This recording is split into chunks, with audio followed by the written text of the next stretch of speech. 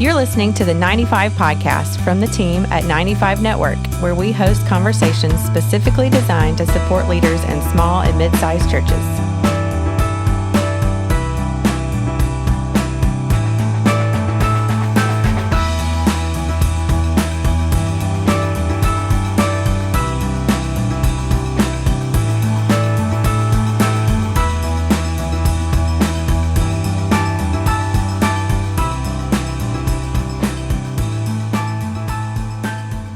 Hey everybody, welcome back to the 95 podcast. This is Dale Sellers and Joseph Bennett hanging out today with Dustin Dozier, who is an author, who is a campus pastor of a church, who helps other churches and loves helping churches learn how to connect with people. Dustin, how are you doing today?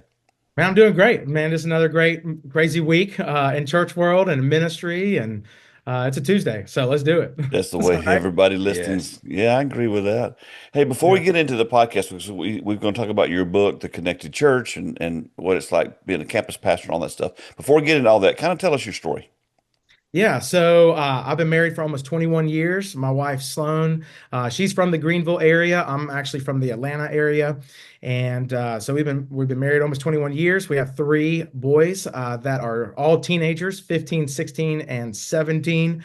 So I'll take all the prayer I can get because they keep us out of house and home, and we're like in like the car world and insurance and all that right now. But yeah, I've been on staff at First Baptist Simpsonville Upstate Church for almost 8 years. Have had the privilege of leading one of our 10 locations at Upstate Church, Five Forks. Got to start that from really the very beginning. No building, no people. Get to launch that. And so I've been serving here with an incredible team, and now we have 10 locations. So not only do I teach and lead and shepherd a campus, but I also oversee our what we call next steps, or our connections, really to see people, first time guests, from really the parking lot to the pew and then beyond, to really get them assimilated and involved and connected into the body of Christ, from small groups and serving to taking steps in salvation and baptism. So get to do that. So yeah, that's a little bit about me. I didn't grow up in church, and so this whole idea of connection and really having people connect to church, not for tradition's sake, but really have this sense of belonging, is just a part of my story. Because not growing up in church, I didn't know what to think about Hmm. church people, and so it is dear to my heart to see someone go from really maybe not even believing in Jesus to really stepping foot and taking those steps to see Yeah. their growth in Christ. Well, I'm counting on a really great conversation today because I think we're going to have a chance because we're going to talk about your book to Yeah. really, I think if people will listen today, we're going to offer some, I think there'll be a few aha moments is what I'm anticipating in this conversation today because people have written about what you've written about, but they haven't done it from your perspective. And what I want people to understand is you are living what you're writing. This is not, you're not writing this like a seminary professor. You're actually doing what you're talking about. Sorry about that. But Yeah. anyway, that part excites me. And Joseph, he connected to us through Mary Ann. So you may have already heard him saying some things just like Mary Ann says. Yeah. I see Yeah. some similarities. That's awesome. Yeah. Yeah, we're both good looking. So that's good. Well, at No, I least, love Mary Ann. She is yeah. a trooper and definitely a pioneer and first impressions guest, and Mhm. especially with volunteers. Yeah. She's been an awesome influence for a lot For of those who churches. don't recognize, who don't know, Mary Ann Sibley, who's part of our team, and she's been on our podcast many times. So, tell us a little bit about what your actual role is now, because you said you guys have 10 campuses, and actually, I lived in Five Forks when you guys planted that church years ago. We know we've moved since then, but that was a great place to put a church. Oh, for sure. We have leased a space for 7.5 years right now. And so it's been interesting because we started and I came on staff. I actually thought I was interviewing for our Harrison Bridge campus because at the time we just had two campuses, and like halfway through the interview process, our lead pastor, Wayne Bray, great visionary, just was like, "Hey, we've been kind of talking through this. What if you started a campus? Because we've been praying for one in Five Forks." I'm like, all right, great. Where are they meeting? Oh, we don't know. Do you have anybody, like a core group, core team? nope, you're it. So Yeah. we met on Sunday nights for a little bit at our central campus in Simpsonville. Then, that kind of died. So then we started meeting on Sunday mornings. And then we launched and we found the space, retrofitted it for our church. And then everything was going incredible for about 9 months. We went to a second service and then COVID hit. And it Mm. just wrecked us because we didn't really have students. We didn't have small group and authenticity. And it was just kind of meeting just to meet on a Sunday. And so coming out of that was really birthed this idea of, all right, we need to be a church is more than just a place people attend. It really is a place that people belong. So how Mm. do we tap into that? And that's really what kind of spurred the book and just the way we do things connections wise. And then, like I said, my story, not growing up in church as a 14-year-old little punk skater guy, getting invited to a church lock-in where there was a cute girl and pizza. Can I get an amen? Right. Amen. So, That's what draws many people in um, heaven because of that. Yeah, oh, youth amen. pastors, are you listening? That's the Yeah, key. hey, listen, if you're a youth pastor, I know. I learned about Jesus at a lock-in, but I would highly recommend never do a lock-in. So Yes. That's one yeah, takeaway from the yeah, podcast today. don't do it. Yeah. So, but yeah, man, the gospel was planted in me, and hindsight's 2020. It was in that moment that just God stirred in my heart. Man, church needs to be a place where life is happening and changes and transformation to people's life is happening, not just program after program and doing things because they've always been done for the sake of doing them. So it's definitely my heart. And so I get the joy of doing that. So we talk through follow-up processes, having great quality teams on Sunday mornings, making it easy for people to take next steps and to have that clear path. And it's all part of that process, try to knock down those barriers and red tape. And all the, what I would say, sacred cows in the church of, okay, before you can become a member, you have to do X, Y, and Z, to really rethink about what that looks like for people to really have that authentic community in the body of Jesus. Yeah, man, that's so good. So your book, Dustin, is called The Connected Church. And of course, we'll link a description of all of that in the show notes. Dale's Woo! got a Yeah. physical copy there as well. So can you kind of just tell us a little bit about just where that was birthed from? You talked just a moment about it, but really kind of how would you summarize the book in like one sentence? And then I want you to share even your heart from, now you're on the other side of it. I would say you're very connected. You're a pastor, you're a leader, you're a shepherd. So the people that have been disconnected, the importance of all of this. So just to kind of walk us through some of that. Well, I think we could all say this, whether you're a believer or unbeliever, church, unchurched, dechurched, that really this kind of spurred of this thought. So like I said, I have teenagers and they're always on their phone. And I feel like I'm like an old fuddy-duddy at times where I'm like, get off your phone, it's dinner time or whatever. And this idea came to me where we are the most connected people in the face of history, but Hmm. yet we're completely disconnected. Hmm. Yeah. That we're connected on social media and email and even doing Zoom or whatever. And yet we are full of shallow relationships, skepticism, I would say a hesitancy of trusting people. And we just kind of keep everyone at an arm's length. And so we don't have the meaningful relationships. And so that's where it kind of started. And I saw that when we came out of the pandemic, it felt like, okay, you're seeing depression rates increase and isolation Mhm. issues kind of trickle in. And the church needs to be the church. And you look in Acts chapter 2, where the church was doing life together. And so that's kind of what spurred this idea to say, all right, what does the connected church actually look like? And really, it's the Acts 2 church. It is the church that people are meeting needs. They're meeting together. It's not a, hey, let me just kind of come and attend once a month and then leave because I have sports and all this other stuff. So how do we as church leaders, as pastors, as even just your everyday followers of Jesus plug into the body of Christ like it's supposed to be? So that's really the heart of the book, to really equip. There's some practical insights and some guides of like, hey, you should do this. It tells a little bit of our story and our team, what we do here at Upstate Church. But you know this, it's not a one size fits all. And so we have to kind of see that's a problem. How are we as a church going to address it and put our best foot forward in that? Yeah. So in your book, Dustin, are you really talking about how, again, you said there's not a one size fits all, but you're talking about really the heart behind it, right? It sounds like you're casting vision of this is why the church needs to be connected. And you, even personally, I love that you said that you wrote this book where you're saying, man, I didn't grow up in church. Like I Yeah. didn't have that background. So it's so important that people get connected. So it's really, are you casting the vision for, hey, no matter what size your church is, even there's some things in here that we could learn from.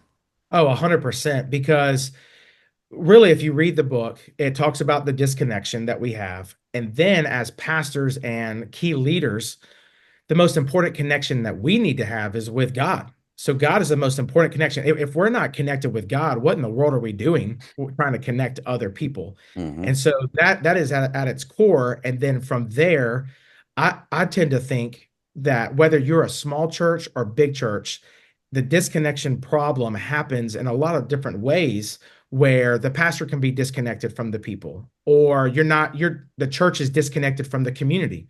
There's churches that they'll be right across the street from poverty, but yet they're still the big church on the hill Mhm. that doesn't, it's like, oh, y'all stay over there. So it is a lot of casting of vision.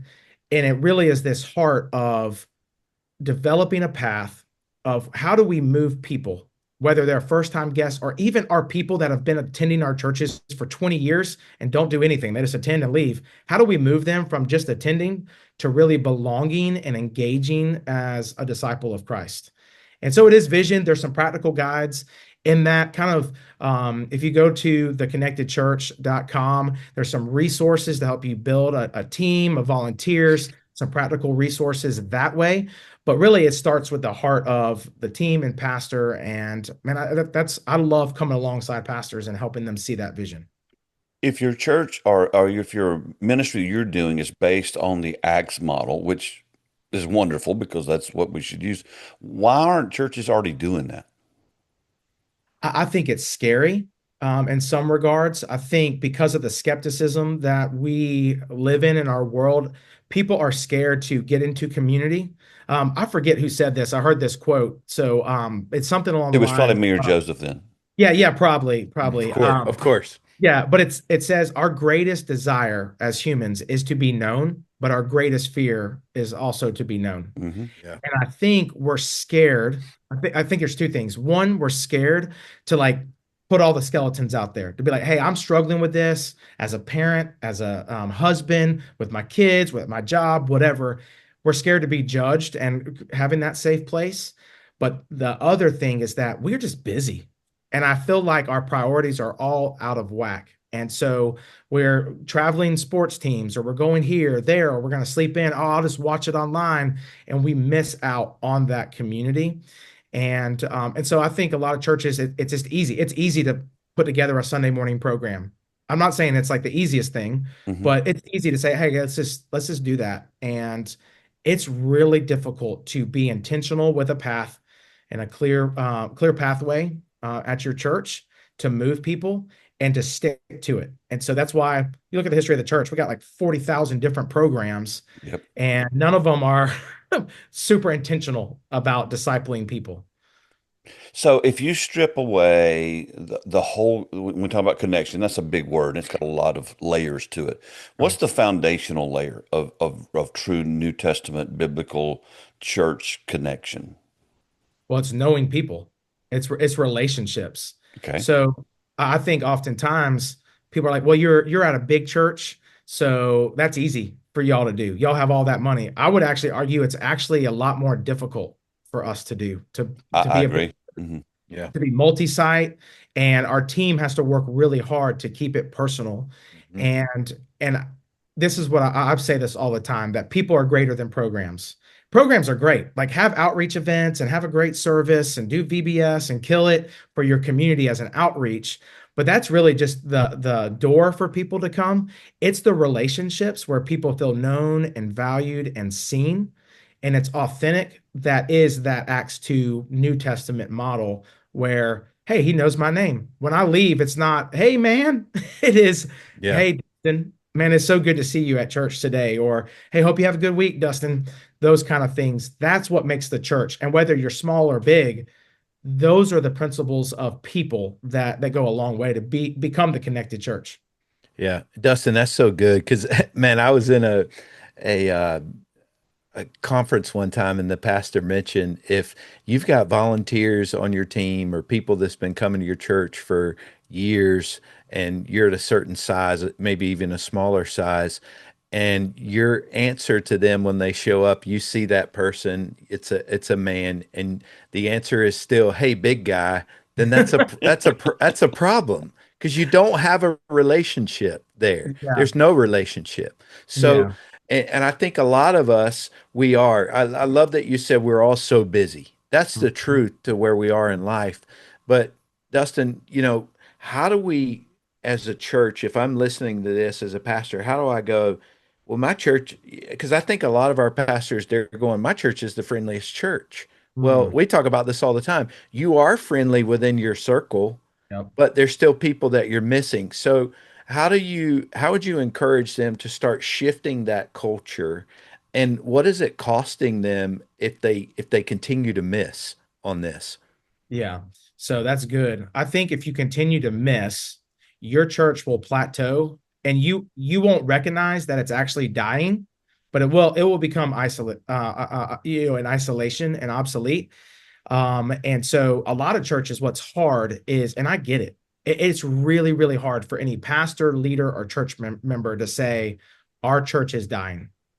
And so with anything, what happens is you begin to cling on to things that used to work or that became, are really, really important. And you hold on to things really, really tight instead of saying, hey, this isn't working. We need to try something different.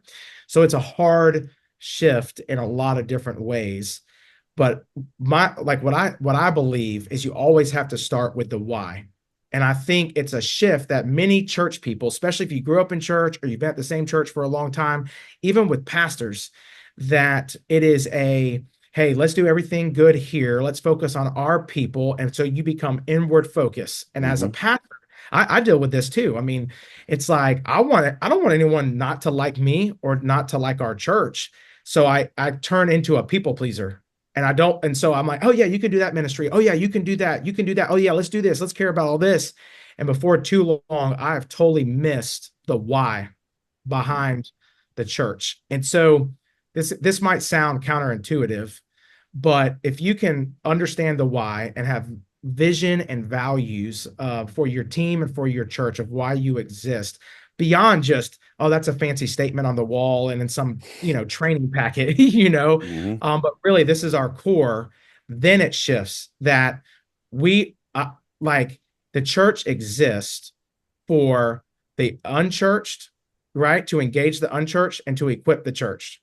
So if we just look at it and say it's us, the church exists for us right here, then you're missing the mark. We have to go so that this is a big shift. It's no longer if we have it and we build it, they will come. We got to go to them. And so you got to go to the flag football fields. You need to go to the parks. You need to go to the coffee shop, all of those different things and be creative in those ways so that your church will grow. And I honestly believe as you do that, you're the hands and feet of Jesus. That is the Great Commission. And then lives are being radically changed. And then your church is growing, not just numerically, but by life change happening in the hearts and lives of people. Let's dive into that. What do you mean go to the fields or to the games? Or I mean, you mean don't go have a church service? Now, like, I'm not saying I guess you could have a church service, but I'm saying the one-on-one contact that is so personal that I would tell you this, some of my most important and impactful gospel conversations is when I was a flag football coach for my three boys. And I was able to get out of the church world and for a little bit, get away from my desk and office and go love on some families. And sure, I have a church email, but then say, hey, let's have a end of the season type thing. Like, oh, you're so encouraging with this. And like, hey, do you go to church anywhere? And it's those things in the space that I think sometimes pastors are guilty of this, but church people are like, we got to sit down and be like, hey, can I share with you the Romans road? Did you know that in Romans 3 it says this? I remember when I first became a Christian, y'all probably remember this, that we would do Tuesday night visitation. Did y'all do Absolutely. that? We Okay. we did it. I hated it. Yeah, and like we would Hated show hated it. up. I'm like a 15, 16-year-old guy. You get 2 or 3 guys with you on a Sunday night or Tuesday, and we would go and literally we would knock on people's homes and say, if you were to die tonight, do you know if you would spend eternity in heaven or hell? And I mean, it's intimidating. Mhm. And so, and I'm not saying that that didn't work at times, but that relational equity that we build outside the walls of the church is huge. It speaks volumes of the church to us as followers of Christ. And so when I say go do something, be creative, have a neighborhood block party and just love on people, invite them to your home. That whatever it is, do something outside of just, hey, come to my church. Here's an invite for Easter. Hey, let's build those relationships. Dustin, that sounds so simple. So why don't we do that already? I think we're scared. Like I said, I think we're lazy. I think we are like, okay, it's okay. I think now, honestly, I have to really check my heart on this. It's easy for me to repost something from my church's Facebook page and say, "Come to Easter, come to this." All right, I did my deed in that. And I gotta check myself, my heart too. There was a time not too long ago, I wrote about it in the book. I was at a coffee shop and this gentleman, a senior adult, sat next to me and I was in a hurry. I was way behind. Once again, kind of speaking, Joseph, to that busyness mindset. I'm like, I got to go. I got to wrap this up. And this gentleman was like, hey, my name's so and so. And literally in the back of my mind, I'm like, dude, I don't have time for this conversation. I got to go. I got to pick up my kids. And we had an hour-long conversation where it presented the opportunity for me to invite him to church, tell him about Jesus because he wasn't religious, and at least plant that seed. And I think we miss out on opportunities like that because we're lazy, we're busy, and we make a bunch of excuses, to be quite honest with you. Whether you're in ministry or not, we just make excuses for it. We're going to take a short break, and when we get back, I want to dive into a question that I have for both of you because both of Mm. you are in churches that are larger. Both of you are in churches that already do a lot of the stuff we're talking about and are successful at it. But I've got this one bone I want to pick with you. So we're going to take a short break, and we'll be right back with Dustin. Back here with Dustin and Joseph, and man, I just love the realness of our conversation. And so here's the bone that I want to pick, and I'd love for you both to kind of dive in on this. Dustin, obviously, I'll throw it at you first, but Joseph, I want you to follow up too. It seems to me, and I've been in ministry for 43 years. I'm 63 years old. I became a Christian when I was 7 years old. But it seems to me that if a church has a connection culture, it's always tied to people doing service. Mm. So like, hey, well, you need to get connected. You need to be part of the body of Christ. We need you to plug in by doing this or by doing that. And it's like if you don't serve or if you're not plugged in that way, then I'm not sure you're valuable to us. Mm. Address that, Dustin. Wow, you just threw me a zinger on that. No, it's good. Do I you know where mean, I'm coming from? yeah, I It's, do it's just because like I it's think like I hear it all the time. Oh, we just we are about family here. We are about being connected here. We want, but it's always about. And so we need you to connect by serving. Yeah, and I think there's a fine line because oftentimes that leads to burnout. It leads to you're doing 15 different things, wearing all these different hats, and you have to be very careful in that. And serving is just one way to get connected. It's not the end all be all of that.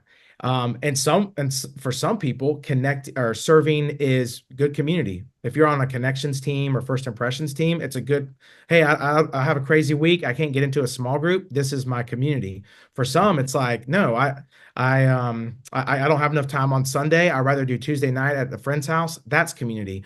So it's really just one kind of area in that, but it doesn't need to feed. And I think this is what you're saying, Dale. Oftentimes it feeds this like consumeristic, do more, like work harder.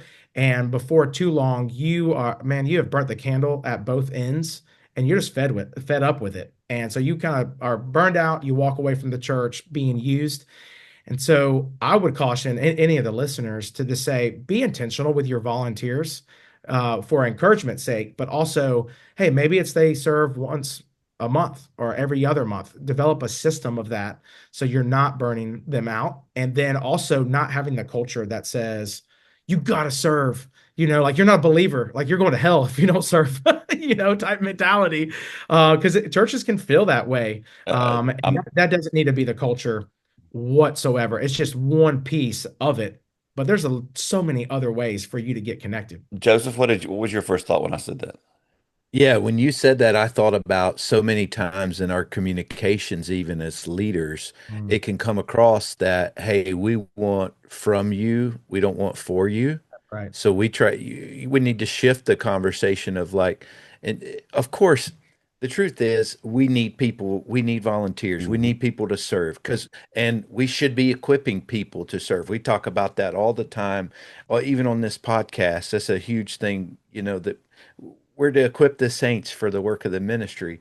But are we telling people, hey, when you serve, here's what's in it for you? Mm, And then are we being truthful about that? We're not just saying, hey, if you serve, you're going to get connected, you're going to have these things happen, you're going to have Ooh. these great yeah. relationships. Yeah, we're painting this like false image, but it's no, like are we backing that up when we say, when you serve, you're going to find community? And here's what community looks like here. And this is a group of people that, when stuff goes wrong in your life, when you have things happen and life hits you in the face, these are people that will walk beside you. They'll pray for you. They'll care for you. They're here with you. I think that's what people want to hear. That's my thought as you Well, that's said that. what they need to look Yeah. for. Because and here's where that question comes from, and we've referred to this a lot, this specifically in the last year with the podcast. We live in the residue of the seeker and the attractional movements, and one of the ways that you led your church during that time was, I have a vision, and I need you to come help me fulfill my vision. Mm, And so the mentality is, I need you to come do stuff so I can do what God's called me to do, which is totally contrary to Ephesians 4. Our right. job is to equip saints to do ministry. So the thing that I really was diving in on, and you guys did a good job with it, and you may even want to go a little deeper after I make this statement, is a lot of people get involved because they were told, hey, if you get involved, you'll experience community, you'll be connected. And then there's this emptiness. I mean, I'm in the parking lot every week.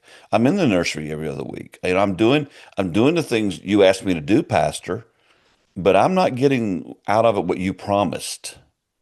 Mm. Speak to that, Well, Dustin. yeah, I would say this is kind of an epidemic in the church world, is that we That's throw why I out brought it up. why.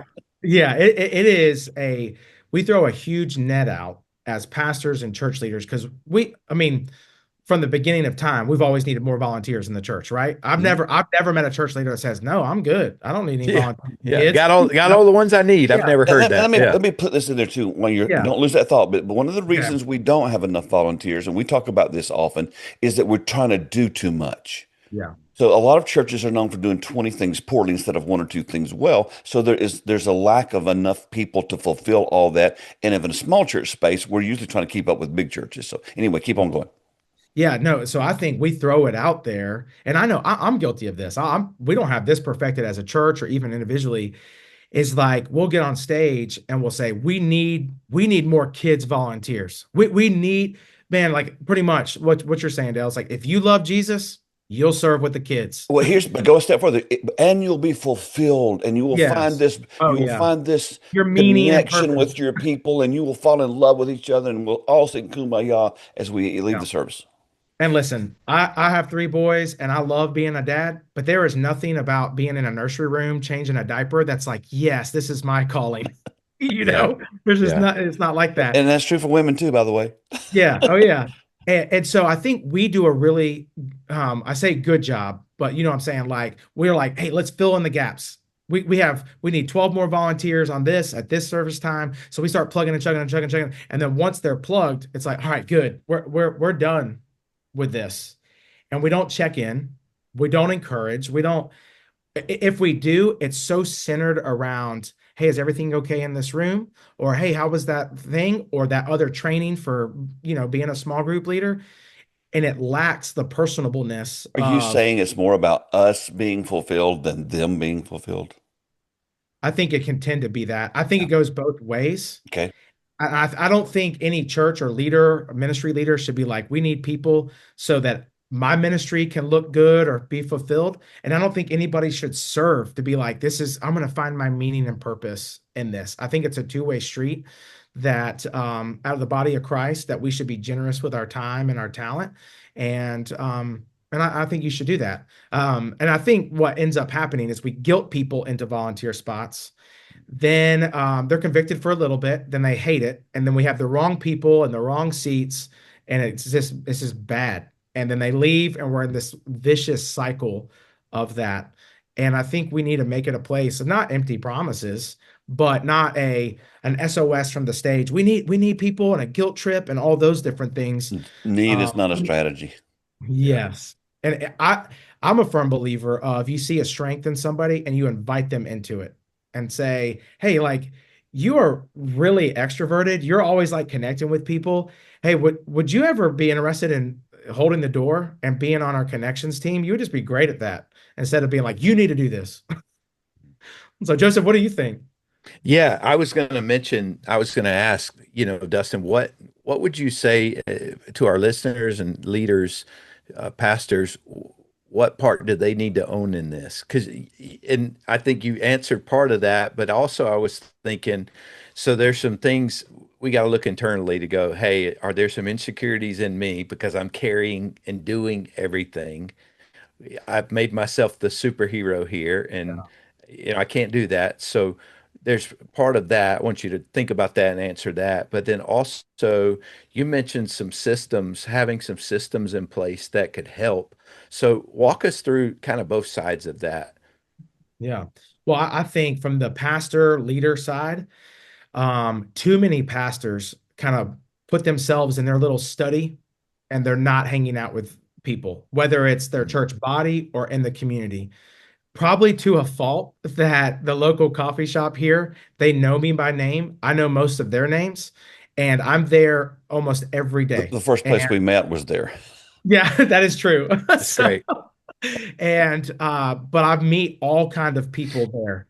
My wife gives me a hard time because like a friend will need to give her something, and they're like, "Oh, don't worry about it. I'll just go to the coffee shop. I know Dustin's there." So and so I think pastors need to get out of their little holy huddle and go be with people. And I know you have to study. I'm not saying for the to diminish that, but you need to do that. And so I think that's huge. I think too, pastors need to, and I'm speaking to myself too, get off of our high horse. That you're not, just because you're leading a church doesn't mean that you're like some super authority Jesus guy that has it all together. It's okay to be vulnerable. It's okay to share your weaknesses. Now, it doesn't need to be, spill the beans, taxi cab confessions every Everything Sunday. he says is a t-shirt. Yeah. Super authority pastor guy. Yeah. Spill the Yeah. beans. That's good. But it's just one of those things where you can't get up there and just spill all the beans with it. But it's okay for you to say, "Hey, I struggle with this too," or "Let me tell you a story where I'm really ashamed of my behavior in this," whatever it is. Because guess what? If you're the hero of every single sermon illustration, your people, they don't connect with that. They're like, Mhm. "Oh, he's holier than thou. He doesn't relate to me because my marriage is broken over here." And so I think pastors need to be humble. They need to spend time with people, and they will see their congregation grow spiritually and numerically. You mentioned Then, the coffee shop. Mention some yeah, other places or other ways we can connect with people, yeah, whether they're in our church or not. yeah. So I already said kind of on the look for ways that you can serve as a coach. Maybe it's the PTA at your kid's school. Look for ways that you could. This is a really cool. We have a church member that she wanted to do the Bible recap plan, and she invited a bunch of neighbors in her neighborhood from all walks of life, different backgrounds. It's not just Christians, and said, "Hey." I'm going to do this. We're just going to kind of talk through some questions of the Bible. Would y'all want to come? And she has like 8 or 9 ladies that attend that. So be creative. Emily, one of our kids team members here, she does a thing called Moms in the Park. They all meet at the park, and moms that don't go to our church bring their kids because all the moms want to connect with other moms and at least have a play date. So think of ways that you can build those relationships and extend those bridges in that.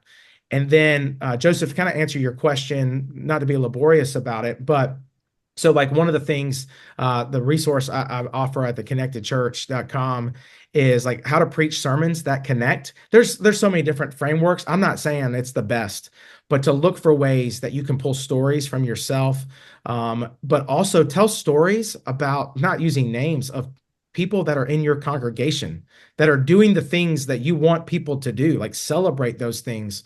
You don't use them by name or embarrass people, but think of ways that connect. I'm a huge proponent of questions. So like when I read a passage, I'm like, what questions would the believer and the unbeliever have around this passage? Because that's going to connect with the heart, not me just saying, here's a 5-point message on this. And then the other part is I say, to kind of go back to what you're saying, most churches think they're friendly. I don't think I've ever met, now I've met some mean Every Christians. church I've ever been to is the friendliest church in America Right. till And I show up. I've never met a person that says, man, we have a really mean church. Now, I know some mean Christians. I think there's some Christians I know that are probably the meanest people on the face of the planet. So, but it shouldn't be that way. But I have an online course that it's just kind of walking through how to build a thriving connections team. So what does that look like? Building that team at your church, small or big, to have the right people in the right place so that you have multiple touch points for your church, from the parking lot to the doors to finding seats. And that all matters. Whether you're a church of 100 or you're a church of 6,000, people want to feel valued in that. And so that's huge. And then I would just say, finally, another system that has to be in place, and it looks different for every church, is some type of follow-up system. When a first-time guest comes, what does it look like? What is that 30-day process look like for that person that checked out your church for the very first time to be followed up? Phone call, text, handwritten note, email, combination of all of those things goes a long, long way instead of someone just coming in and leaving. When How do you you say go when you go ahead, say Joe. 30, I'm sorry, when you say 30 days, why is that so important? Those first 30 days after they Yeah. came to your So, church. well, it's interesting because I think oftentimes we assume if they check this out, they love the preaching. I literally met a pastor a couple weeks ago, and he said, man, I'm a good preacher and our worship is great. People will come. And I'm like, that's not the case. And That's so delusional. yeah, it really is. And so I like to frame it this way. Your website, we live in this world, your website, your social media presence is really the curb appeal where they're going to check you out online and then they're going to come. And when they come to your church, they give you a chance. We know the statistic is like, I think it's 7 minutes. Someone makes up their mind if they're going to come back to your church. And so when they get there, your church is really the front porch of the house and they're knocking. And we have to have a culture in our churches to open up the door. That I would say that's the connections team, from parking, making sure they know where to go and feel special. And then from there, it's really our people, the pastor, the worship, all those things. And then the follow-up that says, sit at the table, let's have dinner together. And so the 30 days is huge because we can't assume they came, they're going to come back next Sunday, or two, I'll just make one phone call and they'll be good. It's a nurture sequence in that to say, hey, we're still thinking about you, all those kind of things. The phone call to make it personal, that people are like, hey, we just visited 4 churches, and the only church that called us back was this hmm church. hmm And that goes a long way, to say, I can see myself there. They actually care. And that's huge. And the society that we live in right now. How do you guys balance this tension? Because you've mentioned this twice, the tension between being available for those who don't know Jesus and then being there for those who have been walking with him for years. Because this is a constant question: is the Oh, yeah. church, is Sunday morning about the lost or Sunday morning about the saved? I've always said yes, it's about both. Yeah. Man, that's the $1 million question, isn't it? Yeah, So, but it is a that's fine why we have line. you on today. Oh yeah, it's because I'm the expert. I'm gonna give Yes, you all thank the you. answers, Thank right? you. Is I think people that call your church home, that are in it, yes, you need to care for them. You need to be there and shepherd them well. That is a job of the pastor. But I also think that there needs to be a clear understanding with your people that guests and non-believers are just as important, that their salvation, like when Jesus had the Great Commission, he didn't say, hey, go and have really cool church services where all the members are happy.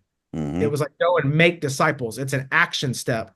And so if there's disciples in there, not to say it's not important, but we need to, and even through that, as you lead a church, if you're a pastor and you're saying, hey, like for us at Upstate Church, one of the things we try to model is if I'm talking to a church member and they're going through something or whatever, I try not to be rude, but if a first time guest comes up, that takes the priority. And And so Mm. see, our and team that's knows, opposite of everything we ever see. It's like, right. we look at first timers like, who are you? And we keep on talking. Yeah. And I like to think about it like I I'm extroverted, but when I get to a room or to a new place, I call my wife the mayor of Greenville because she grew up here. She knows everyone. And as extroverted as I am, there's times where I'll go to something and she knows everyone. And I'm just like, I just want to get into the corner. But when someone comes up to me and says, hey, what's your name? Man, like the anxiety goes down, Yeah. the nerves go down. And so the church needs to do that. We need to step into that awkwardness. And it's okay if you hurt some people's feelings. I don't think that's the goal. But if you develop that culture where people say, oh, that's a first time guest, I would rather the church person be offended than not care for and reach out to the first time guest. Before Joseph asked this question, I wanted to give you a practical thing that I did when I served at a church years ago as the executive pastor. I literally got up and announced to our church that at the end of the service, because we did a first time visitor reception, so that if they wanted to come, they could. And I said, we need to get our pastor in there. So I'm going to, me or one of the staff members, we will dismiss the service, give our pastor a chance to slip out and get to that first time visitor room. And if you're a member of the church, please don't go in that room for 15 minutes. Yeah. Give him the freedom to connect with, because he loved to do that, connect with the new people and get to know them. And then you can come tell him how bad the sermon was. But before Yeah. you do that, before you come up and critique his message, give him a chance to connect with us. But we were very intentional about it. So, Joe. Yeah, you have to be intentional. And I find myself because I tend to sit on the front row because that's where no one else wants to sit. Hmm. So our family's there and we sing the last song and it's amen. And then I'm stuck at the front and I miss out on all of the guests that are. So I try to dip out. I'm better at some weeks than not. But you have to be intentional with it, whether it's, hey, I'm gonna be in the back or whatever the case may be, because ironically, we still live in a day and age where people want to meet the They pastor. want to meet the Yeah. pastor. I've been They saying that want for to meet the years. pastor. Yeah. And Yeah. I would throw this is free. So is that in your Thank you. follow-up process? This is old school, and I'm not saying I'm the best at it because there's weeks where I'm like, man, I haven't done this. We try to have every single one of our campus pastors write a handwritten note. Mhm. And if I had $1, maybe even $5, I would be the richest man alive for every time someone said, "Man, I can't believe you wrote that handwritten Hmm. note. That just meant the world." And so I would say be personal. Obviously, do what works with your time and your schedule and your people and your context. But the more authentic and personal you can be as a pastor, it will go a long, long way. Don't look like you have it all together, trying to be Billy Graham 4 hour prayers every, Yep. every Sunday. Be real, be authentic for the people. They don't want someone polished and looks like they have it all together because they don't. They And don't. it helps with that connection if you can just be you and be real. Yeah. One of the things that I think has really helped me is immediately I'll make notes in my phone. Like I love what you said, Dustin, about everybody at the coffee shop. My team, they joke with me because they're like, "Well, which coffee shop did you go to?" Joseph knows everybody's name. Well, I'm intentional about it. I Yeah. have whatever the name of the coffee shop is in my a note on my phone, and I have Ashley with brown hair just got married.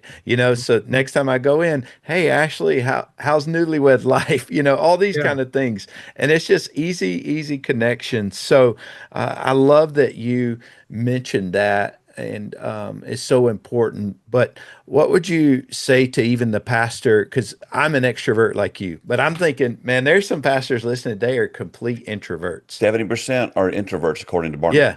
So what would you say to them, Dustin? Because they're going, well, dude, that's easy for you guys. You're introverts or Yeah. extroverts, excuse me. But what do you say to the introverts? Well, I would say surround yourself with people who are also extroverts, so to kind of help you come out of your shell, but can help in some of that process. But then what are some things that you can do as an introvert? Maybe it's handwriting notes. That goes a Yeah, long way. anybody can do that. Anybody can do that. Maybe it's a text message. Hey, I'm thinking about you. And it's not a, hey, I noticed Be you weren't at careful with how church you do Sunday. that one, though. Yeah, for You know, sure. Mm. be careful who you send that one to. Yeah. But like instead of it always being, hey, missed you Sunday, noticed you weren't volunteering. Yeah. Um, instead of doing that, like, hey, we haven't been able to connect in a while. How's your son with this? Or how's your dad and his sickness? Or how's your health? Whatever. Talk about other things that aren't just ministry specific Yeah. in that. And even just a note, it doesn't even have to be fancy, whether it's a text or a note that says, hey, I'm thinking about you this week. Man, I'm so glad you're a part of this church. Thanks for all you do. That's That's so it, good. you know? All right, we're And getting close to running out of time with you, and I knew we yeah. would. But before we Mhm. do run out of time, is there anything about the book we haven't touched on today that you would want to make sure we get in on the podcast? No, I mean, obviously you can get it on Amazon. It's called The Connected And we'll Church. have the links to it and everything. Yeah, and the links.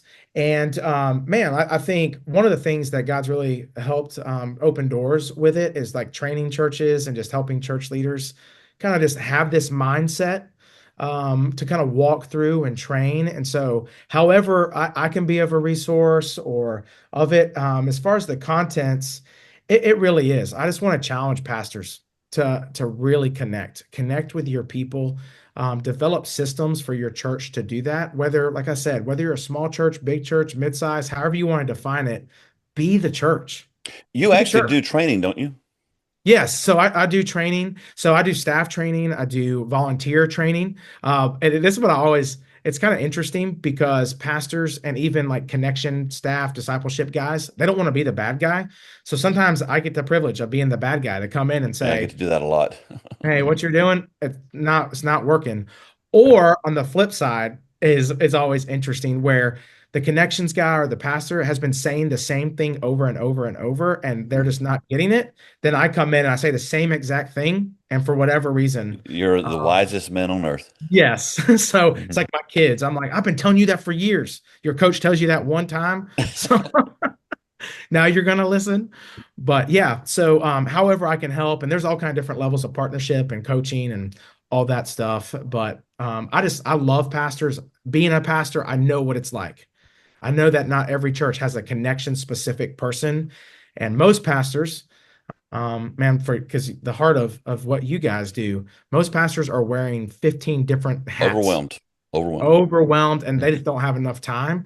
And sometimes it just helps to be like, hey, can I download this, or can you walk us through this, or whatever the case. So however I can help, man, I want to be a resource to churches.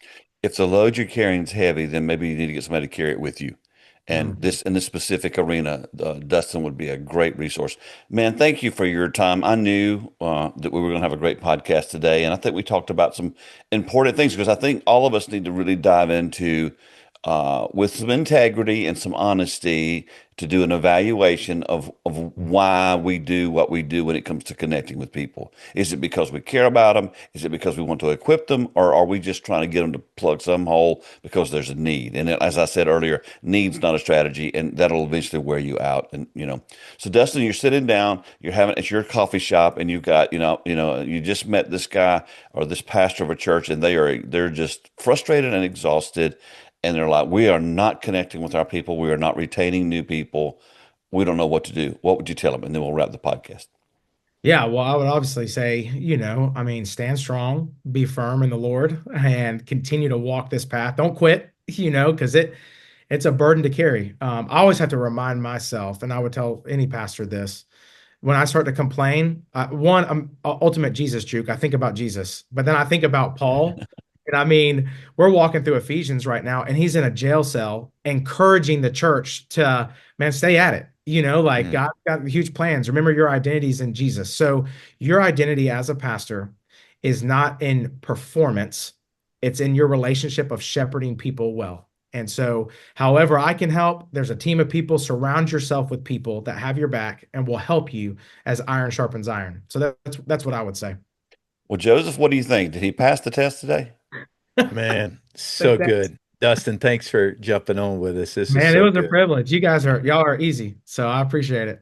Well, thank you again for being with us. And like I said, I'll have all the links to things you've alluded to because you have actually two websites. He's really Yeah. cool, Joseph. He has two websites. And so we'll have both those on there and a link to the book. And again, man, thank you for taking the time to join us.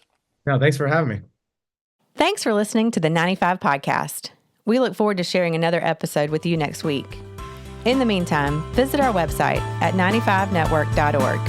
The website is loaded with great resources created for small and mid-sized church leaders. Until next time, have a great week.